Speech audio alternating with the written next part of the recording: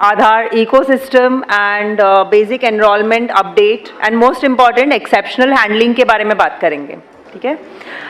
But before we go there, हम उसकी बातचीत करें उससे पहले आप सबका एक बार फिर से warm welcome in this workshop and जैसे ऑलरेडी हम मॉर्निंग से ये सारी बातें कर ही रहे हैं कि एनरोलमेंट अपडेट एंड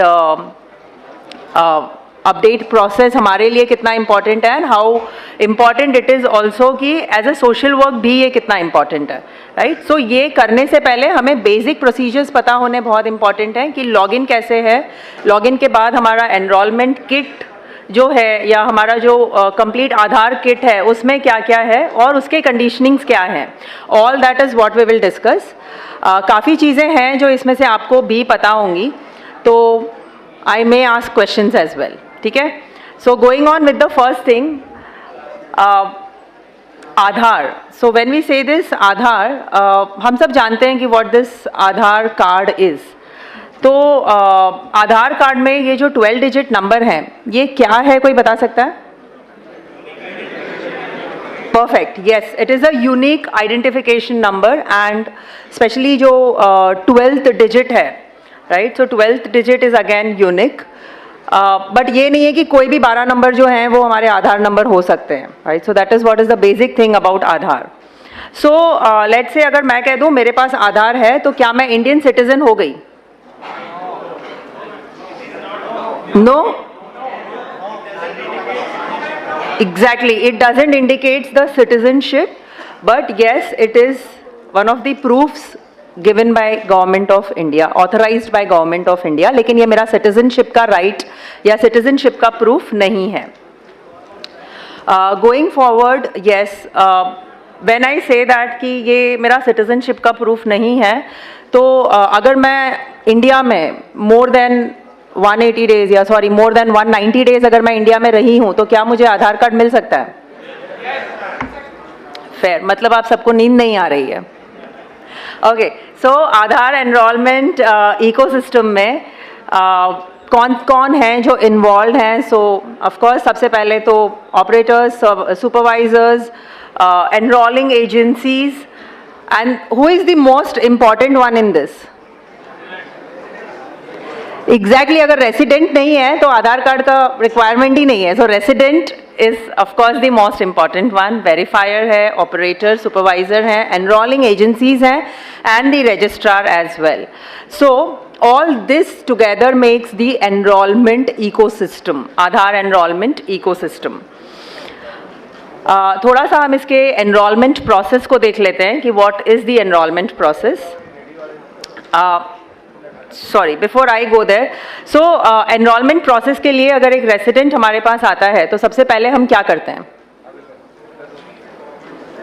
हम उनसे डॉक्यूमेंट्स लेते हैं, ओके? और वेरी गुड, एक हम डॉक्यूमेंट्स लेते हैं और क्या करते हैं? एनरोलमेंट फॉर्म फिलअप करवाते हैं, very good. And biometrics, demographic details वगैरह चेक करते हैं, गुड, ग्रेट. एज वेल हमने कुछ बिहेवियरल एस्पेक्ट्स में भी देखा था. हमें ये भी ध्यान देना है कि अगर कोई सीनियर सिटीजन्स हैं या कोई ऐसे हैं जिन्हें हेल्प की ज़रूरत है तो सबसे पहले हमें उन्हें भी बैठने को कहना है या पानी भी हम ऑफर कर सकते हैं. That could be the first one. उसके बाद हम एनरोलमेंट फॉर्म फिलअप करेंगे. But yes, the first is हम एनरोलमेंट फॉर्म फिलअप करने के बाद we will check upon the details कि उनके पास जो प्रूफ्स हैं उसमें क्या डिटेल्स लिखे हैं. And then we capture the proof of identity, proof of address, proof of relationship if required, and the proof of birth.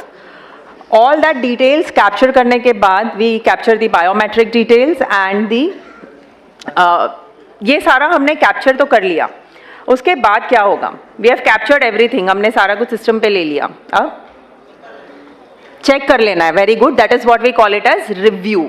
And after the review a 28 digit EID is created, that is the acknowledgement. So one person comes to me and tell, मुझे, मेरे पास एक इंसान आता है और कहता है कि मेरे पास तो acknowledgement है, मतलब कंफर्म मुझे आधार कार्ड मिल गया. नहीं, it is only the acknowledgement, correct. So ये सिर्फ एक एक्नॉलेजमेंट है एंड ये सेम चीज़ हम रेसिडेंट को भी बता सकते हैं कि ये एक्नॉलेजमेंट है.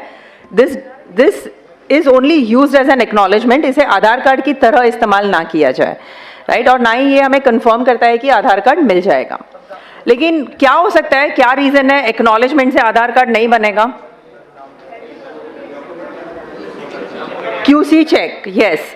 सो QC चेक हो सकता है, कुछ डॉक्यूमेंट्स इनकरेक्ट हो सकते हैं कुछ फिलअप करते समय, जैसे इससे पहले सर ने बताया था कि हम कुछ मिस कर गए हैं, पॉसिबली एक फ़ोटो बराबर नहीं गया है, या फ़ोटो कैप्चर करते समय उस इंसान का फेस बराबर नहीं आया है। Many such things can happen, right. So yes, all that will be checked under the QC and then the final Aadhaar will be issued.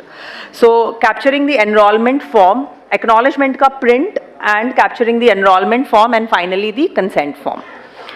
So that is the basic process. उस process को हम थोड़ा और आगे detail में देखेंगे, but before that हमारी enrollment का जो center है उसका layout and उस kit में what all should be there.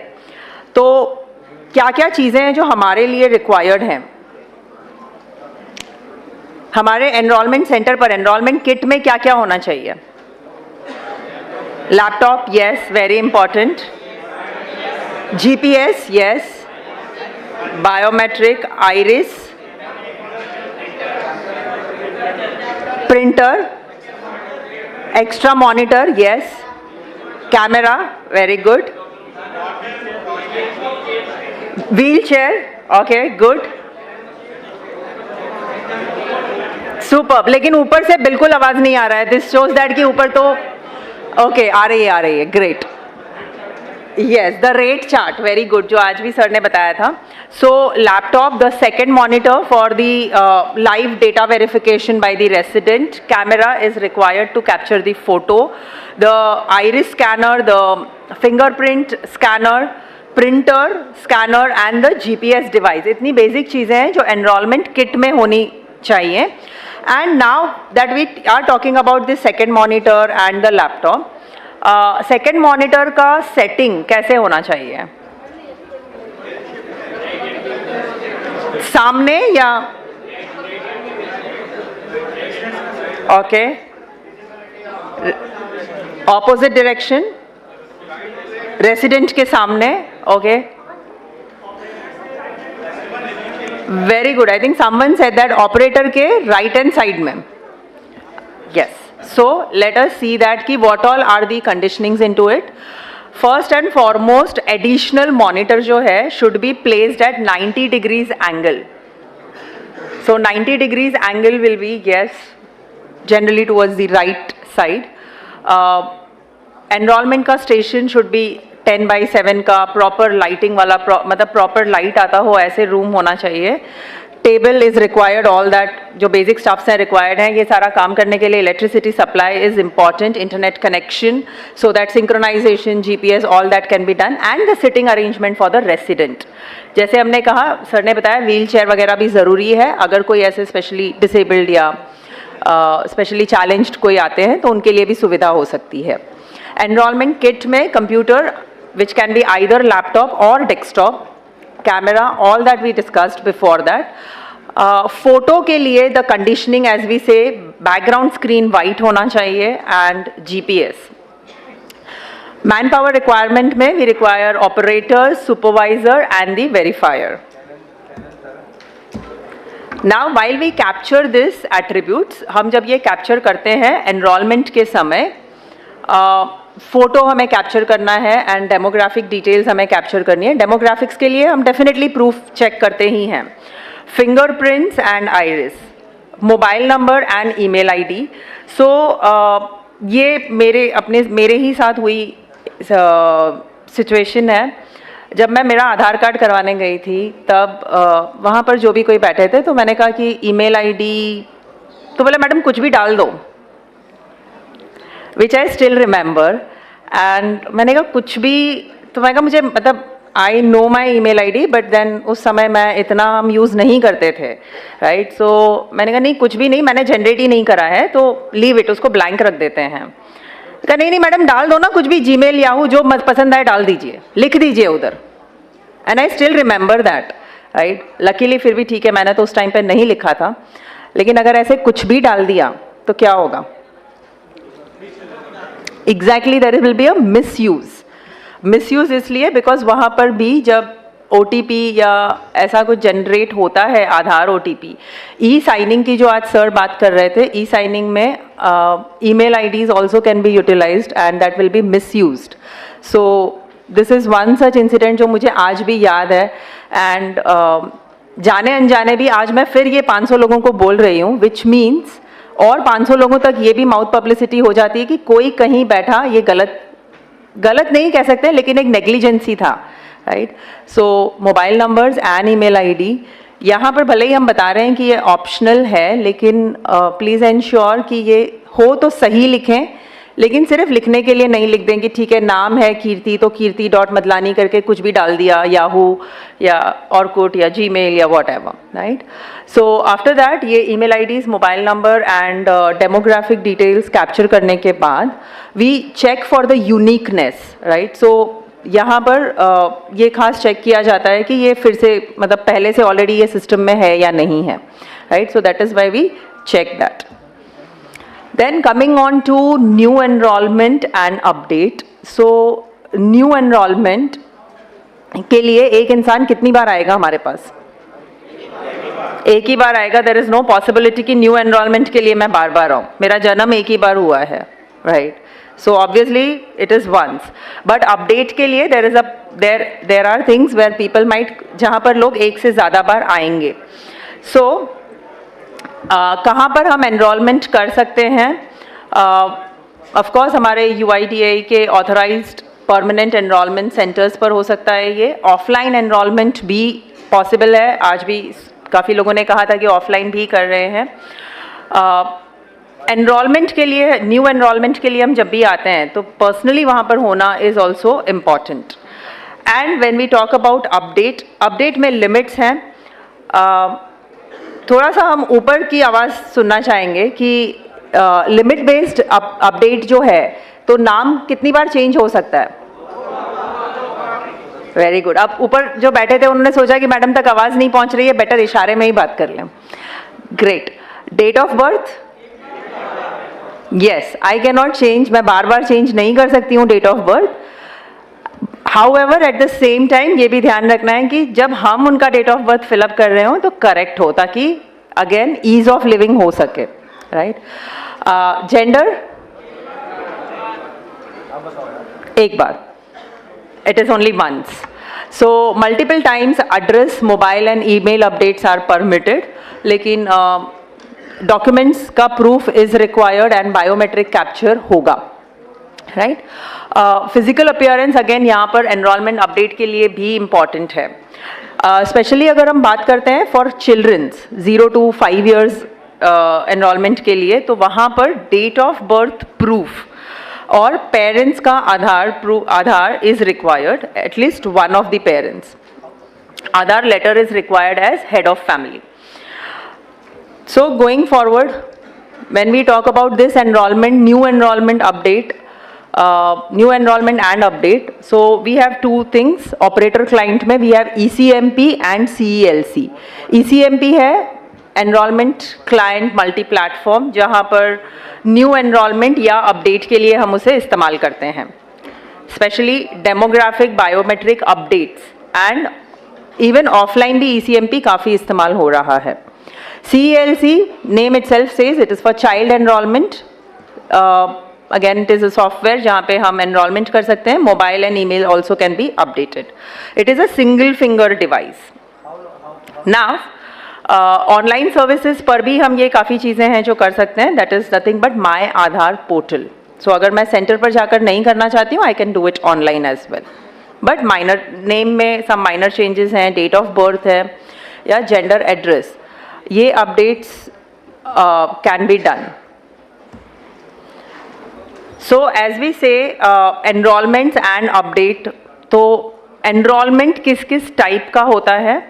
Enrollment either will be document based, जहाँ पर मेरे पास सभी documents available हैं मेरे, identity, address proof, and if I am giving a address proof of someone else, then I will require a relationship proof that will be HOF based, head of family based, या फिर introducer based, या फिर child enrollment होगा.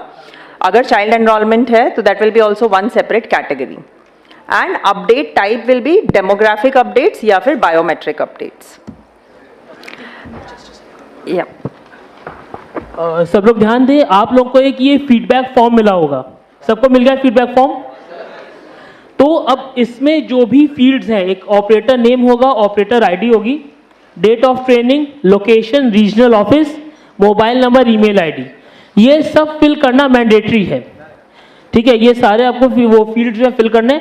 Location में आप लिखोगे new Delhi, और regional office में भी, क्योंकि इसी जगह पे हो रहा है, ठीक है, तो न्यू दिल्ली रहेगा।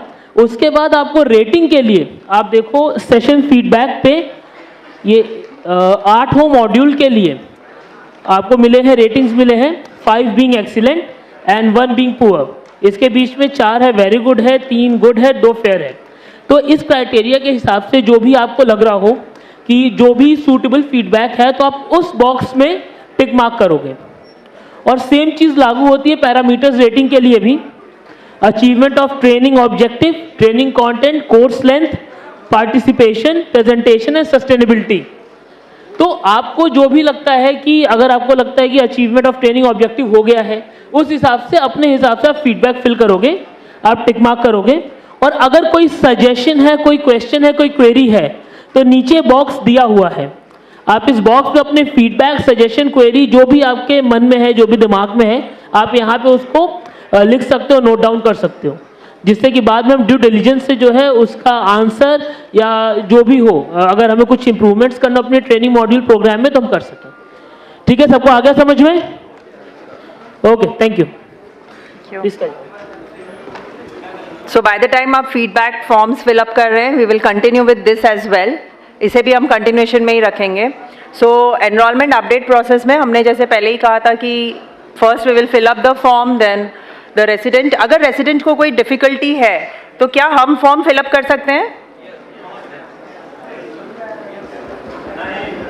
Yes, no?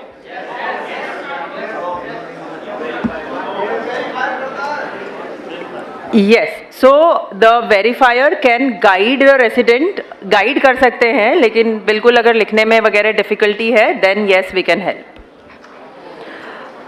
Operator must enter enrolment data, एक बार वेरीफाई हो जाता है, then we can update the enrolment data, which means we can fill up the enrolment data. Now data capture का एक्टिविटी किस प्रोसेस में होगा, this is little important. So operator अपने आईडी पासवर्ड से लॉगिन करेंगे। एवरी 12 आवर्स जीपीएस सिंक होना है। जैसे हमने सुबह या इसे लंच से पहले के सेशन में भी हमने डिस्कस किया था कि ये जीपीएस सिंक से बिल्कुल पता चलता है कि आप कहाँ हैं, right? So it is default every 12 hours it has to be synced. Operator sync करना है once in a day, which is हर 24 घंटे में एक बार ऑपरेटर सिंक होना है, एंड द ऑपरेटर डिस्क्लोजर। इतना होने के बाद फिर हम रेसिडेंट का डेमोग्राफिक डिटेल्स एंटर करते हैं। फ्रॉम देयर रेसिडेंट के डॉक्यूमेंट्स सिलेक्ट करते हैं, अगर हेड ऑफ फैमिली डिटेल्स हैं तो उस हिसाब से एंट्री होती है। Then we capture the biometric capture which is photo, fingerprints and the iris. From there जैसे आपने कहा, हम फिर से एक बार चेक करते हैं, acknowledgement, then the DMS scanning and finally auto upload of EID, right? So ये प्रोसेस है जिसमें हम रोज एक बार एक्टिविटी करेंगे। The first one that is login ID, GPS sync, operator sync and operator disclosure. ये रोज एक बार करना है, डेली 1 टाइम का एक्टिविटी है। रेस्ट एक्टिविटीज हर रेसिडेंट के आने पर, हर एनरोलमेंट के आने पर या एवरी ईआईडी पर ये एक्टिविटी हमें करना है।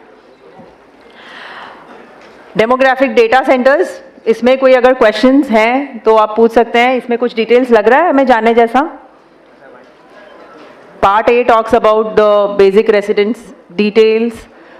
Part B talks about personal details, address details. Part C. है कोई questions? Yes. Part C पे हाँ. Okay, just a moment sir. हाँ.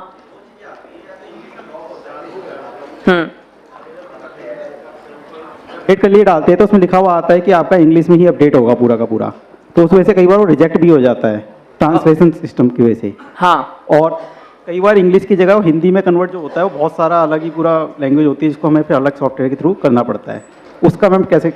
ठीक है, सो दिस ये जो क्वेश्चन है related to this part C, आप जो ट्रांसलिट्रेशन का कह रहे हैं इंग्लिश टू हिंदी का, that we will take up when we do the Q&A session. तब तक के लिए please park it. I was saying it question in the terms कि यहाँ पर कोई ऐसी चीज जिसको हमें डिटेल में जाना है. Sorry, yes we will take it in Q&A. Yes, so what you said right, part A हम यहाँ पर जैसे आप देख रहे हैं लैंग्वेज का, we have one more sign over there, right. So possibly उस वजह से होता होगा, but I think Q&A session में will take it in detail. Personal details fill up करते समय we talk about all the details, the name of the resident, date of birth, age and so on, gender. C, part C में हम बात करते हैं contact details की, that is address as per the proof of address that is given, pin code again as per the proof, exact post office and confirm. Local language के लिए जो आप बता रहे थे transliteration errors, so either हम Google use कर सकते हैं, लेकिन जब हम Google use कर रहे हैं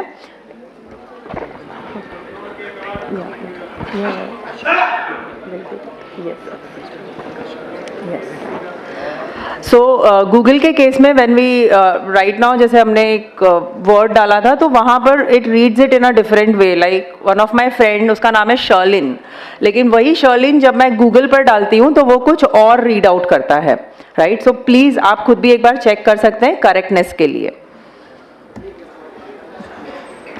सो अगेन रेसिडेंट के रेफरेंस डॉक्यूमेंट्स जो स्क्रॉल डाउन लिस्ट में दिए हुए हैं, उन्होंने जो सबमिट किया है उसके हिसाब से आपको अपलोड करना है.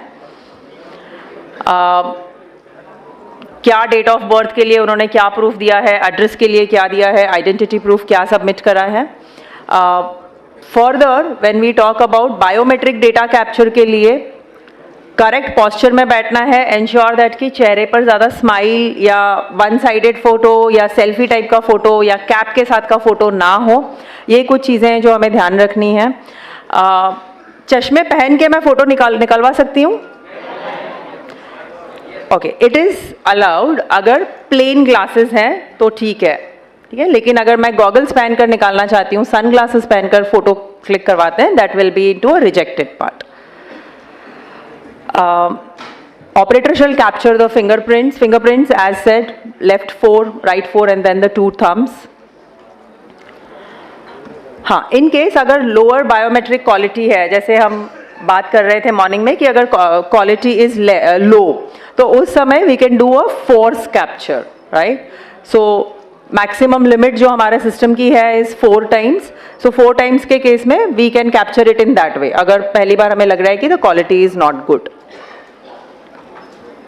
Same will happen for the iris data capture के लिए भी सेम ही चीज़ होगा. In case of low iris quality we can go for, हम फोर्स कैप्चर के लिए परफॉर्म कर सकते हैं या फोर्स कैप्चर हम ले सकते हैं, लेकिन मिक्स आइरिस कैप्चर नहीं करना है, विच मीन्स किसी और का आइरिस कैप्चर करके अपलोड कर दिया, वो नहीं करना है. रिव्यू एंड कंफर्मेशन, एक बार हमने जो भी कुछ अपलोड कर दिया है just review it. Once the review is done, आपको वहाँ पर कलर्स के हिसाब से दिखाई देगा. Red colour which will indicate कि कहीं पर एरर है, ग्रीन विल इम्प्लाई दैट कि सब कुछ बराबर से कैप्चर हो गया है, and the orange will say that कि हम जिस स्क्रीन पर हैं वो स्क्रीन अभी तक कंप्लीट नहीं हुआ है, rest all is completed, right. So please check up on the colour and once it is all green then we can go ahead with the review. So review screen पर again हम ये सारी details एक बार resident को भी दिखा सकते हैं. रेसिडेंट चेक करके कंफर्म कर सकते हैं. Once resident is confirming it then the biometric update will be generated. एक बार रेसिडेंट ने कंफर्म कर दिया फिर हम वापस जा सकते हैं? No, we can not roll back. So review and confirmation of captured data में this is how the review will be done. Then the operator's finger and अगर HOF का है तो HOF's fingerprint and further we can click on save.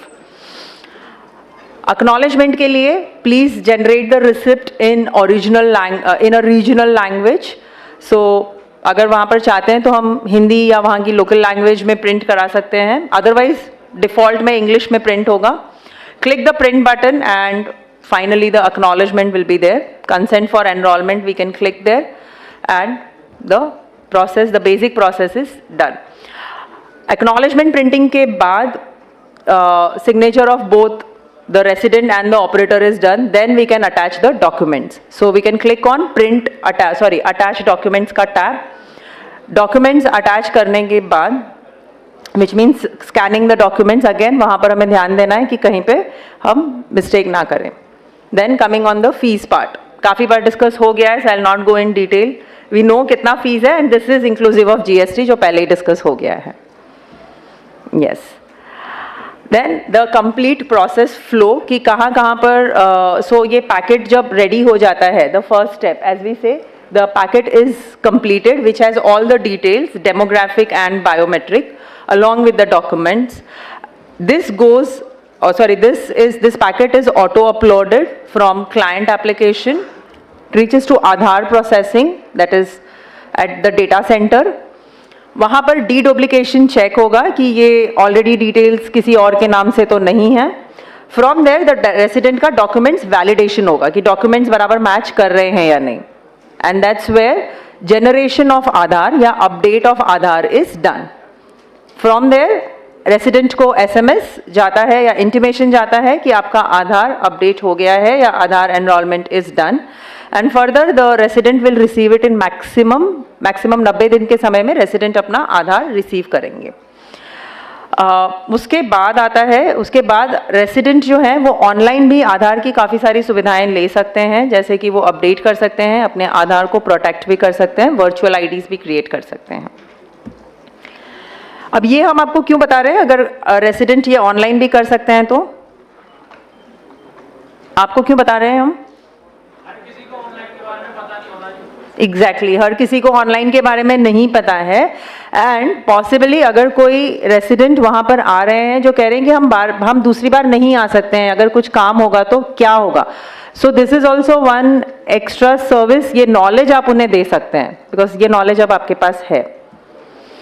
So biometric update process की ओर देख लेते हैं एक बार.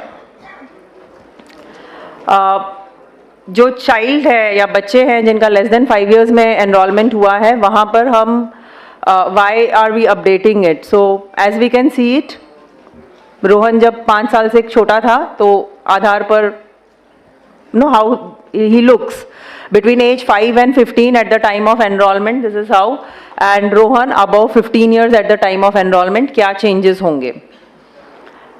So that we will see, and further जो हमने कहा था exceptional cases, अगर किसी ने हाथ खो दिए हैं ड्यू टू एक्सीडेंट या आंख पर इंजरी है, then how it will work.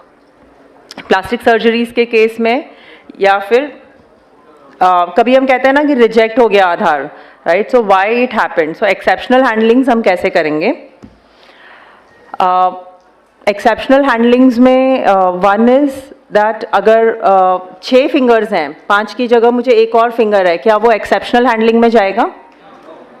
Yes, no, no.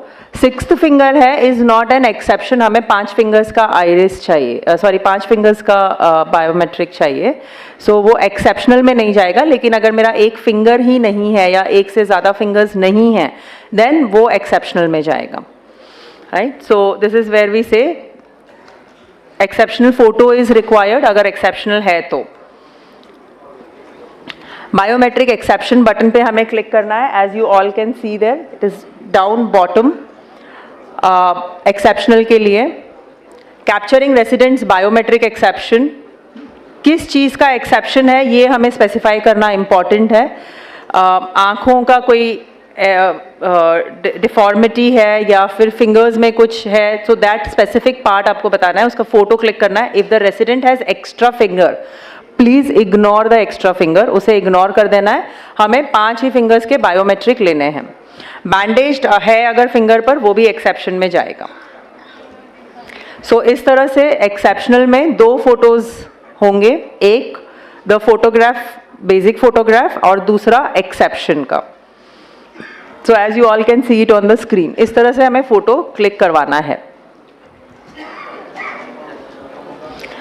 सो जैसे हम देख रहे हैं यहाँ पर मे बी कोई एक फिंगर मिसिंग है या फिर आइरिस कैप्चर पॉसिबल नहीं है क्योंकि एक आंख पर बैंडेड है या फिर एक आंख नहीं है, या फिर स्क्विंट या डिसोरिएंटेड आंखें हैं, तो ऐसी सिचुएशंस में भी एक्सेप्शन होगा। एक्सेप्शन के गाइडलाइंस हैं कुछ। सबसे पहले तो please check the fingers and the fitness, specify the detail of it, click on the specific part and click on any part of the image once, ताकि हमें पता चले कि ये डेटा अवेलेबल नहीं है, and then capture the exception photograph. Further supervisor का verification होगा for biometric exceptions. ये सब कुछ at one go करना है, so अगर रेसिडेंट का एक has an extra finger, of course that has to be ignored. In such cases the operator shall assist the resident. खासतौर पे अगर सिक्स्थ फिंगर है तो जब बायोमेट्रिक हम ले रहे हैं तो हमें खास ध्यान देना है कि वो सिक्स्थ फिंगर का बायोमेट्रिक पे कोई प्रिंट नहीं आए, राइट। सो वो हमें उन्हें सपोर्ट करना है। और जब एक्सेप्शन का फोटो लेते हैं तो पाम्स जो हैं वो कैमरा की तरफ फेस्ड हो, इस तरह से फोटो लेना है ताकि क्लियरली दिखाई दे। रिजेक्शंस क्यों होते हैं स्पेशली एक्सेप्शंस के केस में? या तो एक्सेप्शन फोटो गाइडलाइंस के हिसाब से नहीं है, एक्सेप्शन फोटो किसी और का ले लिया है, आधार मेरा है, आधार कीर्ति का है और एक्सेप्शन फोटो प्रीति का ले लिया है, some other person, that will not match. Exception photo इंसान का ही नहीं है, किसी ऑब्जेक्ट का ले लिया है या फोटो का क्वालिटी खराब है, या फिर एक्सेप्शन फोटो में कोई डिफॉर्मिटी दिखाई नहीं दे रहा। जैसे अभी हमने कुछ देर पहले कहा था कि जस्ट बिकॉज एक फिंगर का बायोमेट्रिक नहीं आ रहा है हमने उसे एक्सेप्शन में डाल दिया। तो अगर आप एक्सेप्शन फोटो देखेंगे तो ये बराबर है, फिंगर्स भी बराबर हैं, आंखें भी बराबर हैं, so this will go for rejection, right. So please take care of this कि ये नहीं हो। ये कुछ रिजेक्शन के रीजंस हैं, as you can see exception photo में कुछ भी नहीं है। So first is the Aadhaar photo and the second is the exception photo. लेकिन आप देखेंगे तो फोटोज उल्टे लिए हुए हैं, आधार वाले फोटो में हाथ ऐसे कर दिया है और मेन फोटो ठीक लिया है, एक्सेप्शन फोटो जो है वो आधार के फोटो की तरह लिया है। Exception photos again second row में हमें दिखाई दे रहा है द रॉन्ग बायोमेट्रिक एक्सेप्शंस। तो कुछ इस तरह से फोटोज लिए जाते हैं, पॉसिबली शायद वो भी पोस्ट लंच के बाद होते होंगे। Okay, so capturing residents biometric least qualities में, जहां पर क्वालिटीज कम है, सारे 4 अटेम्प्ट्स जो हैं वो हम ले सकते हैं। क्वालिटी ना भी ध्यान में रखें और हम कंटिन्यूसली 4 बार उनके बायोमेट्रिक्स या आइरिस ले लें, दैट विल वर्क। वो हमें डिलीट नहीं करना है and to ensure that all the attempts are uploaded, और सेम रेसिडेंट के सारे अपलोड्स हो। सो एग्जाम्पल, अगर मेरा आइरिस पहली बार में बराबर नहीं आया, पुअर क्वालिटी का आया, तो हम फोर्स कैप्चर कर सकते हैं, और वो फोर्स कैप्चर जो 4 बार होगा वो हम चारों अपलोड करें, या एटलीस्ट एक आधा बराबर होगा उसमें, so irrespective of quality. So this is how the force capture will happen.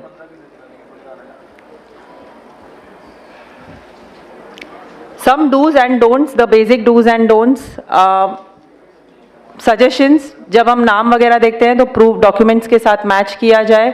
नाम लिखते समय बीच में, सो जनरली हम लिखते हैं M.N. शाह, सो M के बाद डॉट डाल दिया, ऐसे नहीं, पूरा नाम हो, डॉट्स वगैरह का इस्तेमाल ना हो, NA नॉट एप्लीकेबल नहीं लिखा हो, and the correct gender to be captured. Age, address should match with the proofs, and fake documents वगैरह हम एक्सेप्ट नहीं करें। स्पेशल कैरेक्टर्स या अनपार्लियामेंट्री लैंग्वेज का इस्तेमाल ना हो। फोटोग्राफ बराबर लाइट में लिया जाए, एंड फोटो का फोटो नहीं लिया जाए, किसी और इंसान के फोटो की जगह किसी और चीज़ का ही फोटो अपलोड हो गया है। जैसे हम सुबह कह रहे थे कि बस मोबाइल में हम कुछ और कर रहे थे, उसने अपना फोटो क्लिक करा एंड हो गया, सो वो सब नहीं हो, उसका ध्यान रखा जाए। हेड वगैरह ऐसे टिल्ट नहीं हो जब वो फोटो कैप्चर हो रहा हो, it has to be straight हो। And the documents the operator should verify, एक बार अपलोड करने से पहले हमें वेरीफाई कर लेना है। क्या हम फोटो कॉपीज ले सकते हैं डॉक्यूमेंट्स के? नहीं, बट मैं तो आपके पड़ोस में ही रहती हूँ। यस, हमें उनके ओरिजिनल कॉपीज चेक करने हैं, और वो ओरिजिनल कॉपी का हम डुप्लीकेट या जेरोक्स अपने पास रख सकते हैं? नहीं। So once it is done, वो हमें उन्हें रिटर्न कर देना है, right? Done. So going ahead, next I would like to ask, okay, so ये हमने देख लिया है। नाउ जस्ट एक क्विकली हम नज़र डाल लेते हैं ऑन द डॉक्यूमेंट्स, क्या क्या रिक्वायर्ड है। एज वी सेड कि documents time and again update होते रहते हैं। So a quick look at it. Proof of identity में क्या क्या होना चाहिए? It's a identity proof. नहीं, प्रूफ ऑफ आइडेंटिटी में क्या दिखना चाहिए? नाम एंड फोटो, करेक्ट। एड्रेस में सिर्फ एड्रेस दिखाई दिया, मेरा नाम नहीं दिखाई दिया, चलेगा? हाँ, मेरा ही एड्रेस है वो पता चलना चाहिए। So name and address. Relationship proof में नाम, मेरा अपना नाम तो होना चाहिए, यस। एड्रेस होना चाहिए। रिलेशनशिप प्रूफ, रिलेशनशिप प्रूफ में नाम दिखना चाहिए और एग्जैक्टली रिलेशनशिप क्या है वो देखना चाहिए। सो HOF बेस्ड अगर है तो HOF कौन है, who is the head of family, उसका नाम, उसके साथ का relationship should be there. And date of birth में क्या होना चाहिए? नाम, रिलेशनशिप। अगर मेरा अपना ही डेट ऑफ बर्थ का प्रूफ है तो मेरा नाम एंड डेट ऑफ बर्थ। अगर HOF है तो yes, name, relationship and the date of birth. फिर so there are some list, कुछ लिस्ट ऑफ डॉक्यूमेंट्स हैं जो अप्रूव्ड लिस्ट ऑफ डॉक्यूमेंट्स हैं। ये एक बार ही आपको रीड करना है। कई बार हमें लगता है कि कुछ डॉक्यूमेंट्स हैं जो एक्सेप्टेबल होंगे, हमने बस मान लिया है, लेकिन ऐसा नहीं है। सो प्लीज एक बार ही लिस्ट देखकर ही आगे उसे प्रोसेस करना। Original documents must be scanned. जब हम स्कैन कर रहे हैं, as we already discussed, photocopies नहीं। एंड डॉक्यूमेंट्स जो हैं रेसिडेंट के नाम पर होने चाहिए या फिर HOF, head of family. Other than that it will go for rejection. Some validity of supporting documents, passport का वैलिडिटी, ड्राइविंग लाइसेंस का वैलिडिटी, स्टैंडर्ड सर्टिफिकेट्स काफ़ी जगह पर नहीं एक्सेप्टेबल है, लेकिन जहाँ पर एक्सेप्टेबल है it is only valid for a period of 3 months। Water bill, जैसे आधार में लिखा है विनय कुमार, एंड सो आधार में विनय कुमार लिखते समय विनय में V और K में, कुमार में K, दोनों कैपिटल्स में है। प्रूफ ऑफ आइडेंटिटी में Vinay and Kumar is written in a small letters, तो ये चलेगा। This is a minor error, लेकिन अगर बड़े एरर्स हैं तो नहीं चलेगा। सो ये एक सिंपल एक्सेप्टेबल है। अगर आप यहाँ पे देख सकते हैं तो भगवान दास ईश्वर दास हिरानी, आधार में किस तरह से नाम दिया है और प्रूफ ऑफ आइडेंटिटी या प्रूफ ऑफ रिलेशनशिप में किस तरह से नाम दिया है, name and the father's name. So middle name कहीं पर ऐड किया है या कहीं पर मिडिल नेम को एक्सपैंड किया है, कहीं middle name and surname add किया गया है क्योंकि वो आगे पीछे लिखा गया था, which is acceptable. So that's it. Again, gazette notifications for new name is important. That's it. So now we are open for Q&A session. For Q&A session, I will like to invite Ashish. Can we have Ashish here? Yes, we can have a round of applause for Ashish. ये हमें help करेंगे for Q&A session. Q&A session के साथ साथ